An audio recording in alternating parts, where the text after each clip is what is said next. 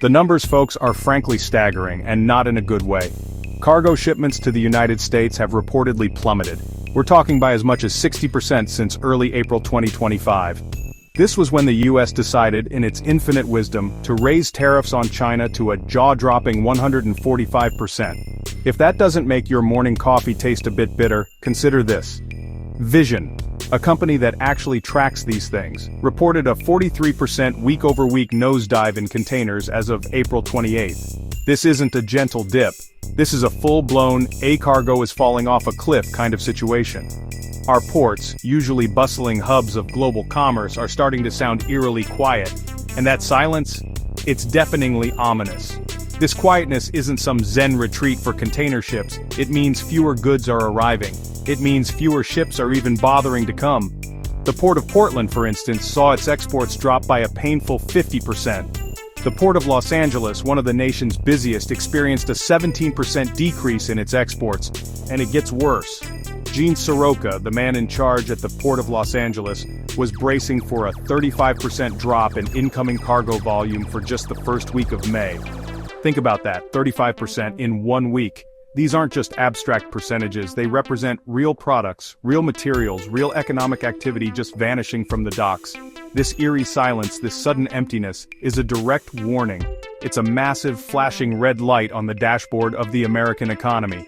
This isn't a sign of efficiency, or a well-deserved holiday for our longshoremen. It's a symptom of a deeply troubling trend, a reflection of policies that are actively discouraging trade.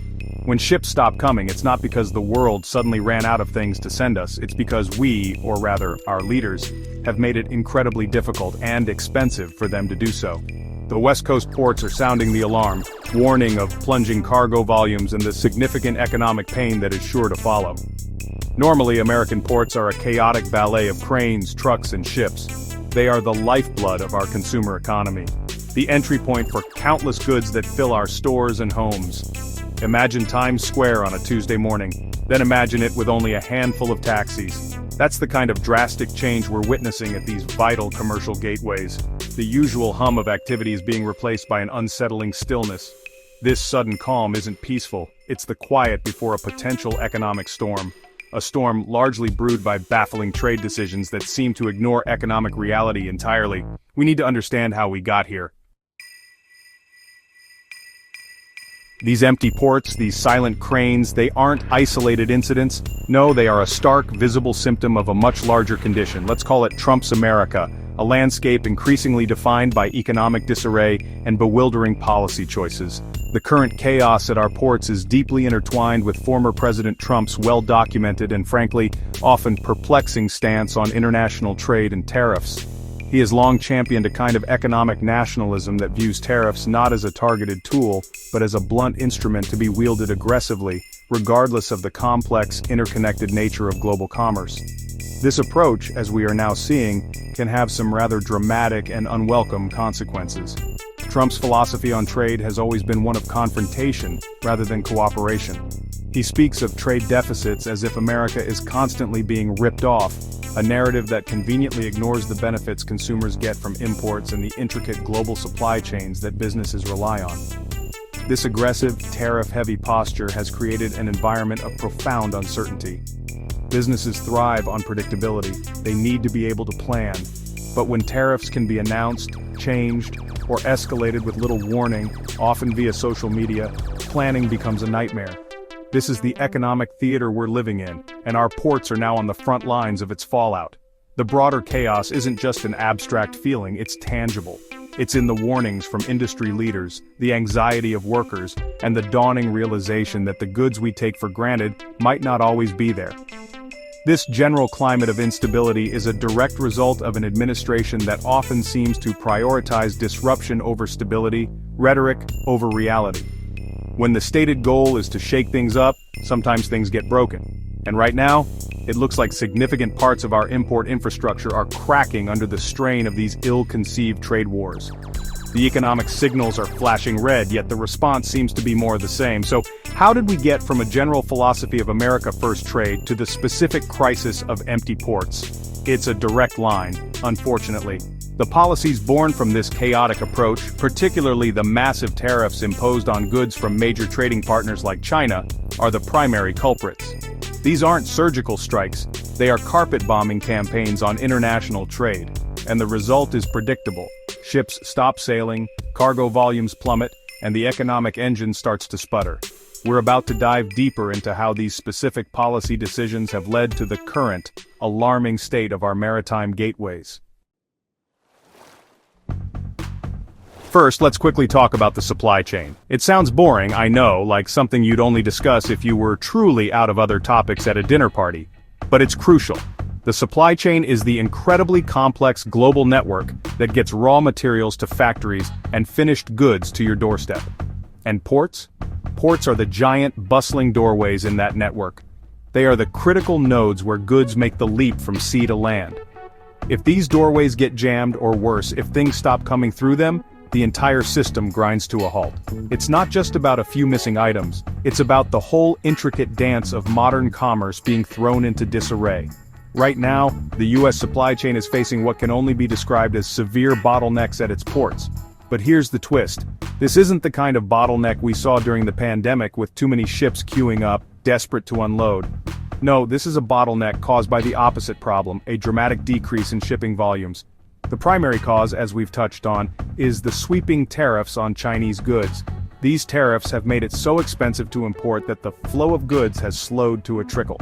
It's like a major highway suddenly having most of its lanes closed. Traffic doesn't just slow down, it practically disappears. And the few vehicles still trying to get through face a bizarrely empty road leading to an equally empty destination.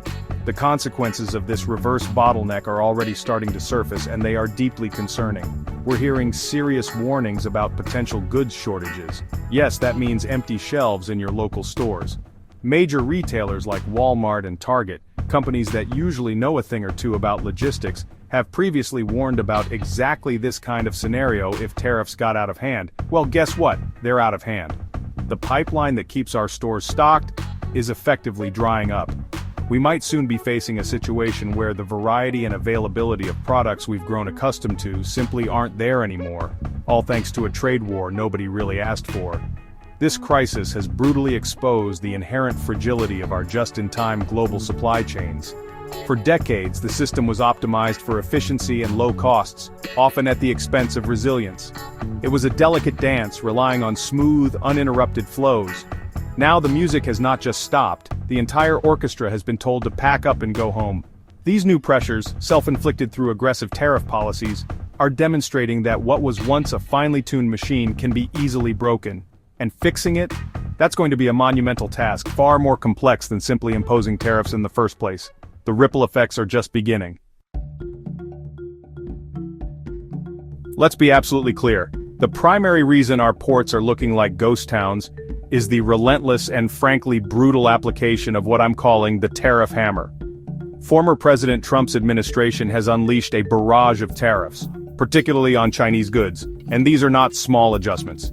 We're talking about a reported 145% tariff rate implemented in early April 2025. 145%. That's not a tariff. That's a declaration of economic war. It's effectively a de facto embargo, making it financially impossible for many businesses to continue importing goods from China. This isn't a nuanced policy. It's a sledgehammer taken to a complex global trading system. Now, why would such high tariffs cause ships to vanish? It's pretty simple economics, really. If you're a business that imports, say, electronics or furniture or clothing from China, and suddenly the cost of bringing those goods into the US more than doubles overnight because of tariffs, what do? You can't just absorb that cost. You can try to pass it on to consumers, but there's a limit to how much people will pay. So for many, the only viable option is to stop importing those goods or drastically reduce orders. And when businesses stop ordering, shipping companies have no cargo to carry. It's a direct cause and effect. Unless you think this 145% figure was a one-off moment of madness, Trump has also floated the idea of an 80% levy on Chinese goods as some sort of alternative. An alternative. 80% is still catastrophically high. It shows a consistent, unwavering commitment to this high tariff strategy, despite the mounting evidence of its destructive impact. It suggests a fundamental misunderstanding, or perhaps a deliberate ignoring, of how international trade actually functions. You can't just wish away global supply chains with punitive taxes without expecting severe repercussions. The ships aren't vanishing because of magic, they're vanishing because of math. The math simply doesn't add up anymore for importers. The direct result of this tariff onslaught is stark and quantifiable. Ocean carriers, the companies that own and operate these massive container ships, are withdrawing capacity for trans-Pacific eastbound trade. According to a Flexport press release from this spring, they are doing so at rates even faster than during the peak of the pandemic. We're also seeing a dramatic increase in blanking, which is industry jargon for canceled scheduled sailings. The number of these blank sailings reportedly almost doubled between mid-April 2025. The ships are literally being pulled from routes, or their journeys are being canceled before they even begin, because there's simply not enough cargo to justify the trip. The tariff hammer has struck, and the ships are disappearing. Section 5. Where did all the workers go? Labor shortages in the maritime maze. Now you might think that with fewer ships arriving and less cargo to move, labor issues at the ports would ease up. Fewer boxes mean less work, right? Well, the reality is, as always, more complicated. While the nature of the problem might shift, labor challenges persist and are, in some ways, made even worse by this sudden policy-driven downturn. The men and women who work on our docks and drive the trucks that carry goods across the country are facing a new kind of uncertainty, one that threatens their livelihoods in a very direct way. This isn't just about empty containers, it's about the potential for empty wallets for thousands of American workers. Think about the dock workers, the longshoremen. Their hours, and therefore their pay, are often tied to the volume of cargo moving through the ports. When cargo volumes plummet by 30, 40, or even 50%, that means significantly fewer hours of work available. Schedules become erratic and unreliable. The same goes for truck drivers who specialize in hauling containers to and from the ports. If there are fewer containers to move, there are fewer jobs for them.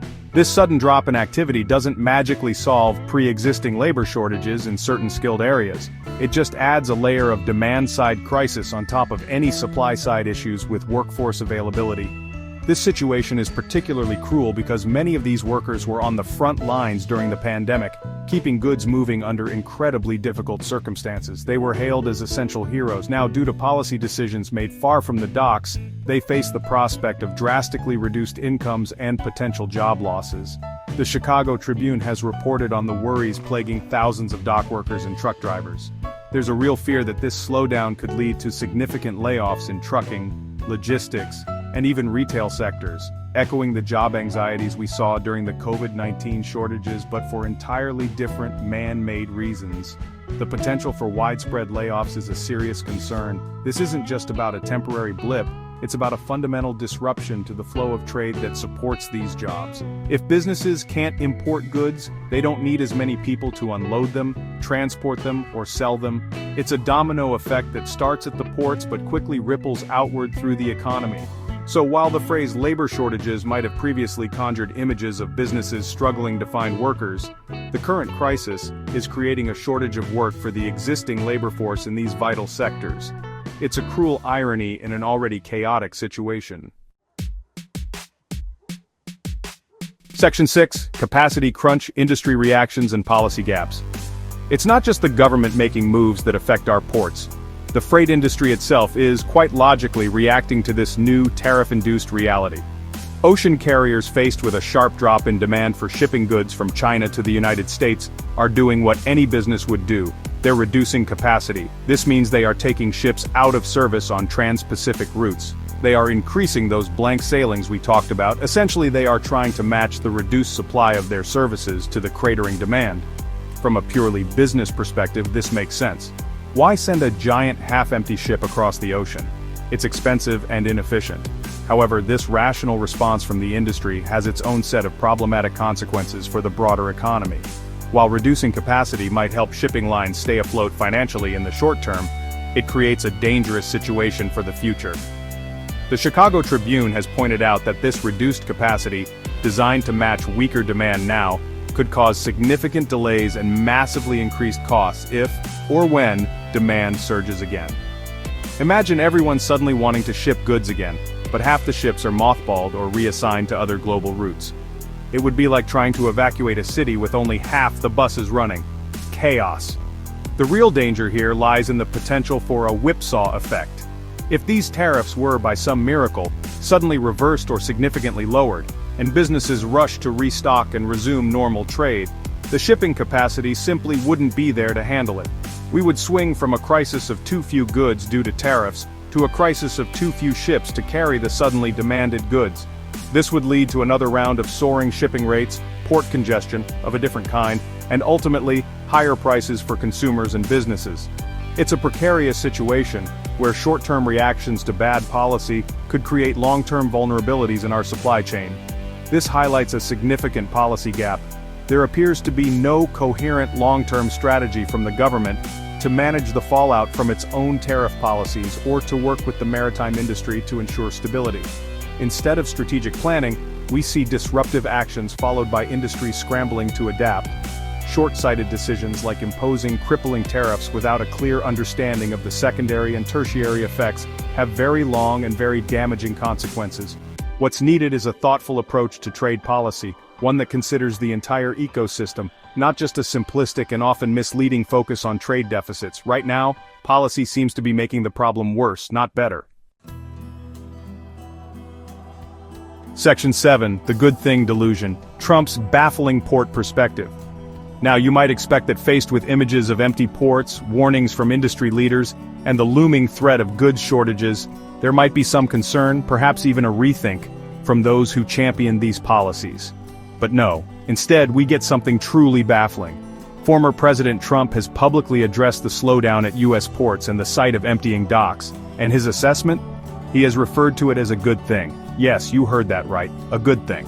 While supply chain experts are tearing their hair out and businesses are panicking, the architect of the policy views the resulting desolation as a positive development. His reasoning, if you can call it that, is even more perplexing.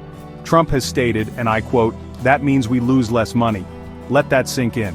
The President of the United States looked at a drastic reduction in vital trade, a key indicator of economic activity, and concluded it was beneficial because, in his view, it meant the U.S. was losing less money. This statement reveals a fundamental and frankly alarming misunderstanding of basic economics. Ports aren't places where America loses money. They are conduits for commerce, for goods that businesses need and consumers want. Less activity at ports means less economic activity overall, not some kind of bizarre national savings. This perspective stands in stark contrast to the reality being described by people who actually understand how ports and supply chains work. Gene Soroka, the executive director of the Port of Los Angeles, the man on the ground witnessing the cargo volumes plummet, has expressed grave concerns. Economists are warning about recessionary risks. Businesses are worried about their ability to stock shelves. Yet, from the highest levels of policy influence, we hear that this is all somehow good news. This isn't just spin. It's a complete detachment from the tangible negative consequences being felt across the country. It's like a doctor declaring a plummeting heart rate as excellent news for conserving energy. This denial, this framing of economic damage as a victory, is a critical part of the problem itself. If the people responsible for the policies refuse to acknowledge the harm they are causing, then there's little hope for a course correction. It suggests that the strategy will continue, perhaps even intensify, regardless of the economic pain inflicted. This good thing delusion makes it incredibly difficult to have a rational discussion about solutions because the problem itself is not even being recognized by those with the power to change it. It's a frustrating and frankly dangerous state of affairs when leadership is so profoundly disconnected from economic reality. Section 8. The Domino Effect, Economic Tremors and Daily Life Disrupted. The sight of empty ports isn't just an abstract economic indicator, it's the start of a dangerous domino effect that will ripple through the entire U.S. economy and directly impact the daily lives of millions of Americans. Think about it, if fewer goods are arriving at the ports, that means there are fewer goods for trucks to carry across the country.